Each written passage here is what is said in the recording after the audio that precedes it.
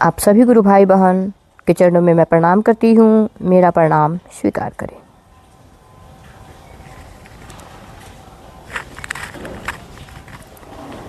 और स्वागत है मेरे इस चैनल आत्म अनुभूति दिल से दिल तक में आप सभी गुरु भाई बहन का। और कैसे हैं आप लोग? उम्मीद करती हूँ मेरे सभी गुरु भाई बहन अच्छे ही होंगे, क्योंकि जिनके जीवन में गुरु शिव होते हैं तो गुरु का मतलब ही होता है शिष्य के जीवन में जीवन जीने की कला सिखलाना। और मेरे साहब कहते हैं कि जिनके जीवन में गुरु शिव हो जाए ना, उनको वो जीना सिखा देते हैं, चाहे वो जैसा भी हो, जिस हाल में भी हो, लेकिन थोड़ा सा भी अगर अपने गुरु के प्रति वो सचेत रहेगा, अगर थोड़ा सा भी अपने गुरु के लिए वो सोचेगा, तो कहा गया है ना कि जैसे गुरु होते हैं वैसे वो अपने शिष्य को बनाते हैं। अगर हम आप दर्जी को गुरु बनाते हैं तो वो कपड़ा सिलना सिखा देते हैं, अगर पहलवान को गुरु बनाते हैं तो वो पहलवानी करना सिखा देते हैं। तो हम आप अगर शिव को गुरु बनाएंगे तो शिव जिस तरह से वो खुद है न्यून से न्यून व्यवस्था में, जिस तरह मेरे महादेव साहब लिखे हैं ना पुस्तक आओ चले शिव की ओर में, कि तीनों त्रिलोक के मालिक है मेरे महादेव, फिर भी रहने का घर नहीं। पूरी दुनिया को वो कपड़े देते हैं, फिर भी उनके पास पहनने का कुछ नहीं। तो ऐसा नहीं है, सब कुछ मेरे महादेव से है, तभी हम आपके पास भी है। तो उसी तरह हम आपके जीवन में अगर गुरु शिव होंगे तो हम आपको वो अपने जैसा जीना सिखा देते हैं। और चलिए हम लोग आगे बढ़ते हैं। जैसा कि मेरे एक लाइव के वीडियो पे एक भैया का कमेंट आया है, विकास भैया, आपको मेरा प्रणाम। तो भैया का कमेंट आया है कि महादेव को प्रणाम। तो महादेव को प्रणाम का मतलब भैया मैं जो समझ पा रही हूँ, क्योंकि मेरे भी गुरु महादेव हैं और आपके भी गुरु महादेव हैं, तो हम सभी के गुरु टीचर जो हैं महादेव ही हैं, शिव ही हैं। तो वो ही हम आपको पढ़ाएंगे, वही हम आपको सिखाएंगे, आपको भी सिखाएंगे, मुझे भी सिखाएंगे। तो हमें पढ़ना तो महादेव से ही है, मुझे तो कुछ आता जाता नहीं है। बस मैं इस माध्यम से, वीडियो के माध्यम से मैं अपने गुरु भाई बहन के सामने इसलिए आती हूँ ना, क्योंकि मेरे पास समय नहीं है कि मैं समझिए कि मैं 24 घंटे ऑन ड्यूटी ही रहती हूँ, तो मेरे पास अलग से समय नहीं निकल पाता है कि मैं कहीं जा सकूं। और मुझे जैसे ही मौका मिलता है तो मैं इस मौके को छोड़ती भी नहीं हूं। तो मेरा वीडियो बनाने का मात्र उद्देश्य एक ही है कि वीडियो के माध्यम से अगर 100, 50, 500, 1000, 2000, 5000 जो भी गुरु भाई बहन अगर वीडियो को देखते हैं उन तक यह वीडियो पहुंचती है, अगर उसमें 10 गुरु भाई बहन के दिल में भी शिव को गुरु बनाने के प्रति चाहत पैदा हो जाती है, तो ऐसा लगता है कि चलो मैं तो अपने गुरु के आदेश पे खड़ी हूँ, मैं कुछ तो कर पा रही हूँ अपने गुरु के लिए। क्योंकि आज बहुत सौभाग्य से ये मौका मिला है कि अपने जीवन में शिव को गुरु बनाकर शिव के काम आया जाए, तो इस मौके को मैं गंवाना नहीं चाहती हूँ। तो भैया का जो जिज्ञासा है कि महादेव को प्रणाम तो क्या है, तो भैया मैं जो समझ पा रही हूँ, बाकी आप लोग बहुत अच्छा जानते हैं, समझते हैं। तो मेरा मन जो समझ रहा है, साहब कहते हैं ना कि प्रणाम, हम आप किसी को भी प्रणाम करते हैं तो वो प्रणाम दिल से होना चाहिए, मन से होना चाहिए। जैसे हम महादेव को प्रणाम कर रहे हैं तो ये प्रणाम केवल बोली में नहीं हो, हम आप सचमुच में मन से अपने गुरु शिव को प्रणाम करें। और ये मन महादेव के सामने झुकना चाहिए। तो महादेव को प्रणाम क्या है, इसका मतलब यही होगा कि मेरा मन उस महादेव के सामने सचमुच में झुके। जैसे साहब उदाहरण देते हुए बताते हैं ना कि एक बहू है, वो अपने सास का पैर छू के प्रणाम करती है और मन ही मन सोचती है, कहती है कि बुढ़िया मरबो नहीं करती है ना। तो ये प्रणाम नहीं हुआ, मन में कुछ और चल रहा है और वो पैर छू रही है, तो ये प्रणाम नहीं हुआ। उसी तरह हमारा आपका मन साहब कहते हैं ना कि हमारे आपकी मन की स्थिति ऐसी है कि हम कितना भी अपने मन को कंट्रोल करना चाहेंगे, अपने बस में करना चाहेंगे, लेकिन ये हमारे आपके बस में नहीं होगा। अगर इसको कोई बस में कर सकता है तो वो है हमारे चीफ कंट्रोलर मेरे गुरु शिव।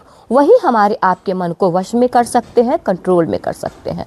और उसी महादेव को, उसी शिव को प्रणाम करना है तो हम लोग मन से अपने गुरु शिव को प्रणाम करने का कोशिश करेंगे। क्योंकि और ये प्रणाम होता भी नहीं है, ऐसा भी नहीं है कि प्रणाम हम आप करते हैं और प्रणाम हमारा हो जाता है। तो हम लोग प्रणाम करने का प्रयास करते हैं, कोशिश करते हैं।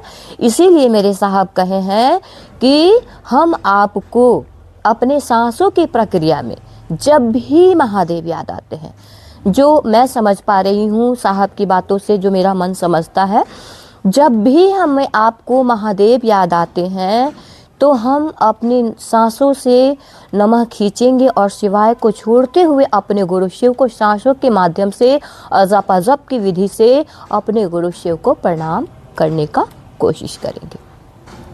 क्योंकि साहब मेरे कह रहे हैं कि हम लोग जो अगर रुद्राक्ष की माला से जो प्रणाम करते हैं, और प्रणाम हम आपको करना भी ज़रूरी है क्योंकि 3 सूत्र का एक सूत्र है, इसलिए प्रतिदिन इस काम को करना है हम लोगों को।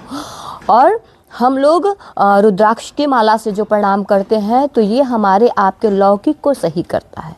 यानी हमारे लौकिक जीवन में जो कठिनाइयाँ चल रही है, हमारे आपके जीवन में जो परेशानियाँ चल रही है, जो कि हमारे आपके अपने ही कर्मों का परिणाम होता है, तो उसको कम करने का, उसको हम जब प्रणाम करते हैं अपने गुरु शिव को रुद्राक्ष की माला से, तो हमारे कर्म फल को तिरोहित करने का, काटने का काम करता है। इसलिए हम लोगों को अपने गुरु शिव को मन ही मन, हम चाहे कहीं भी रहें, सांसों के द्वारा, जैसा हमारा सामान्य गति का जो सांस, जो कि हम आप काम भी कर रहे हैं, चल रहे हैं, फिर रहे हैं, लेकिन पता नहीं चलता है कि हमारी सांसें कब आ रही है, कब जा रही है, उसी सांसों की प्रक्रिया पे नमः शिवाय हम आपको चलाना है। नमः शिवाय से अपने गुरु शिव को प्रणाम करना है, चलाकर छोड़ देना है। हमारी सांसें खुद अपने गुरु शिव को नमन करती रहेगी। और साहब मेरे कहते हैं ना कि जीवन में जब गुरु होते हैं और हम लोग अपने गुरु शिव के रास्ते पे चलते हैं, गुरु के आदेश पे चलते हैं, तो गुरु क्या करते हैं, और हम लोग जो नमः शिवाय से अपने गुरु को प्रणाम करते हैं, इससे गुरु क्या करते हैं कि हमारे कर्म फल को तख्त कर देते हैं। हमारा कर्म फल जिसकी वजह से हम आप कष्ट झेल रहे हैं, कष्ट भोग रहे हैं, उसको वो तख्त करने का काम करते हैं। क्योंकि साहब मेरे एक उदाहरण से बता रहे हैं कि जिस तरह मान लीजिए कि कोई किसान है, वो मकई का दाना लेकर आया अपने घर में और वो अपनी पत्नी को रखने के लिए दे देता है।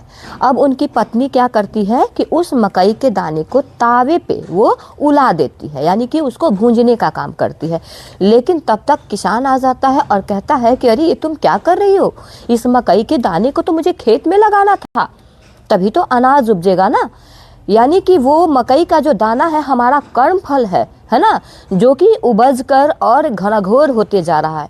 लेकिन गुरु क्या करते हैं, जिस तरह उनकी पत्नी उस दाने को तावे पे उला दी, अब क्या है, वो मकई का जो दाना है उल चुका है, तावे पे गर्म हो चुका है, इसलिए अब उसको कितना भी खेत में लगाया जाए वो पनपेगा नहीं। उसी तरह गुरु जो है, हमारे कर्म फल को, हम अपने गुरु शिव को नमः शिवाय से जो प्रणाम करते हैं, तो हमारे कर्म फल को वो उसी तावा पे जैसे मकई का दाना उलाया जा रहा है, उसी तरह हमारे कर्म फल को वो उला देते हैं, गर्म कर देते हैं, जो कि फिर वो पनपेगा नहीं। जो पूर्व जन्म का कर्म फल हमारा आपका है, उसको तिरोहित करने का, काटने का काम करते हैं। तो भैया मेरा मन यही समझ पाया कि अपने गुरु शिव को, महादेव को हम आप जो प्रणाम करते हैं, तो सचमुच में हमारा प्रणाम जो है उस महादेव तक पहुंच जाए। सच में मेरा दिल, मेरा मन अपने गुरु शिव को प्रणाम करे, उस तरीके से हम लोगों को प्रणाम करना चाहिए। और बाकी अगर आप और अच्छे से जानते हैं, क्योंकि मैं पहले ही बोल चुकी हूँ कि मुझे कुछ आता जाता नहीं है, बस मैं इस बहाने, इस वीडियो के माध्यम से मैं अपने गुरु भाई बहन से बस बातें करना चाहती हूँ महादेव का, जिससे कि मैं भी बैठे बैठे अपने गुरु का काम कर सकूं और मुझे भी ये लगे कि नहीं, मैं अपने साहब के उद्देश्य पे खड़ी हूँ, मैं अपने गुरु के आदेश पे खड़ी हूँ। क्योंकि मेरे साहब का यह जो सपना है कि विश्व के बितान पे एक एक व्यक्ति के दिलों में शिव को गुरु रूप में उतार देना है और धड़का देना है, तो मैं भी इस काम आ जाऊं, मैं भी इस काम को करना चाहती हूं। इसीलिए मैं वीडियो बनाकर यहाँ पे अपलोड करती हूँ, ताकि अगर 5 गुरु भाई बहन, 10 गुरु भाई बहन भी अगर साहब की दया से इस चर्चा के माध्यम से शिव को गुरु बनाते हैं और गुरु के रास्ते पे अगर चल देते हैं, तो कहीं ना कहीं लगेगा कि मैं भी अपने महादेव के कुछ काम आ रही हूँ। तो इस वीडियो को मैं अभी यहीं तक रहने देती हूँ और फिर मिलेंगे हम लोग आगे के वीडियो में। तब तक के लिए आप सबों को दिल से मैं प्रणाम करती हूँ और मेरा प्रणाम स्वीकार करें।